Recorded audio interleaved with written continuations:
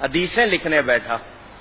پہلی مرتبہ اس موقع پہ میں نے وہ حدیث پڑھی, اتفاق سے اس سے پہلے میری نظر سے نہیں گزری تھی. موسیٰ علیہ السلام کی روایت ہے, اس میں سب سے بڑا گناہ کیا ہے؟ سب سے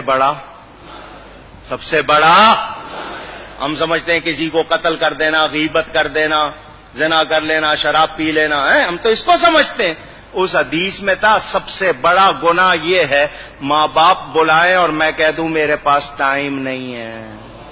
یہ سب سے بڑا گناہ. اور ہم نے یہ کتنی بار کیا ہوگا؟ ہم تو آرڈر چلاتے, ماں کو کہہ دیں گے صبح اتنے بجے مجھے ناشتہ چاہیے, میرے کپڑے چاہیے, میرے دوست آ رہے ہیں, یہ پکنا چاہیے. ماں یہ نوکر ہے. اگر باپ آپ کی کو کرے تو آپ کہتے تو نے کیا کیا, تیرے باپ نے بھی تو تیرے ساتھ کیا تھا. یوں آگے بات کرتے.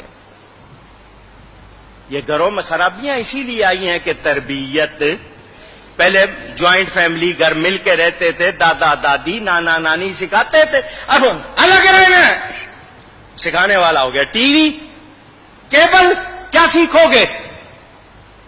ماں باپ جیسی کوئی نعمت اگر ناراض کیا ہے تو کبھی کامیاب نہیں ہوو گے. اکثر لوگ آتے ہیں, مولانا صاحب بندش ہو گئی, کاروبار نہیں چل رہا. میں کہا جاؤ ماں باپ کو راضی کرو, اور جن کے ماں باپ دعائیں کرنے والے ہوں وہ کبھی پیچھے نہیں رہتے, وہ کبھی پیچھے. اگر ان کو ناراض کیا ان کو نیکی کر کے ان کو راضی کرو, دیکھو کاروبار چمک اٹھے گا. لیکن آپ ان کو ناراض کر کے سمجھ رہے ہو نہیں میں نے صحیح کیا تھا, پھر کچھ ملنے والا نہیں. حضور صلی اللہ علیہ وسلم کا ارشاد بیہقی شریف میں حدیث موجود, فرمایا میں عشاء کی نماز پڑھ رہا ہوتا, میری ماں میرا نام لے کر بلاتی, میں نماز چھوڑ کر ماں کے پاس جاتا. کتنا بڑا پیغام میرے آپ کے لیے. موسیٰ علیہ السلام مزاج میں تیزی تھی, اونچی بول لیتے تھے. جب جاتے تھے کوہ طور پر کلام کرنے, ماں پیچھے مصلی بچھا لیتی تھی. یا اللہ میرے موسیٰ کے مزاج میں تیزی ہے, بات کرتے ہوئے آواز اونچی ہو جائے تو معاف کر دینا. نبی تھے وہ, معصوم. ماں ہوتی ہے, دعا کر رہی ہے, ماں کا انتقال ہو گیا. موسیٰ علیہ السلام طور پر گئے, غیب سے آواز آئی آج ذرا ہوش سے بات کرنا, پیچھے دعا کرنے والی نہیں بیٹھی. اب پہچانو ہمارے گھروں میں بے برکتی اسی لیے ہے کہ ہم نے ماں باپ کی قدر بلا دی. مگر ماں باپ بھی بڑے عجیب ہو گئے, انہوں نے اولاد کے حقوق نہیں پہچانے. آرڈر دیتے ہیں یا مارتے ہیں یا سختی کرتے ہیں یا ان کی جو ضروریات پوری نہیں کرتے, تربیت نہیں کرتے. دونوں کو ٹھیک ہونا پڑے گا.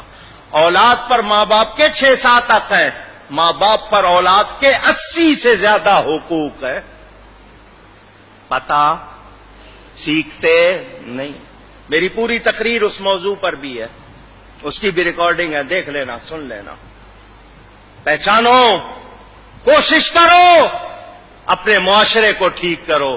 جہاں ماں باپ کی قدر نہیں ہوگی وہاں برکت.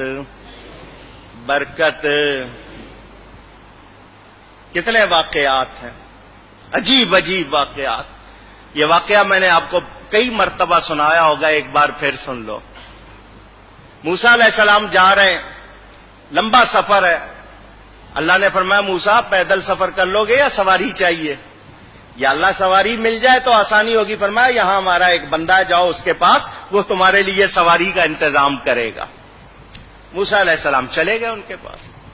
وہ بندہ نبی نہیں تھا, اللہ والا تھا. فرمایا میں اللہ کا نبی موسیٰ علیہ السلام. اس نے قدر کی, عزت کی. حکم. فرمایا میں نے سفر کرنا, مجھے سواری چاہیے. اس نے بادل کو اشارہ کیا, اس بندے نے, بادل نیچے آ گیا. فرمایا اس پر بیٹھ جائیے, جہاں کہیں گے پہنچا دے گا. موسیٰ علیہ السلام نبی ہیں, نبی کے ذریعے اس کی شان دکھانی تھی اللہ نے, نبی کی زبان سے لوگوں کو پتا چلے. موسیٰ علیہ السلام بیٹھ گئے اس پر.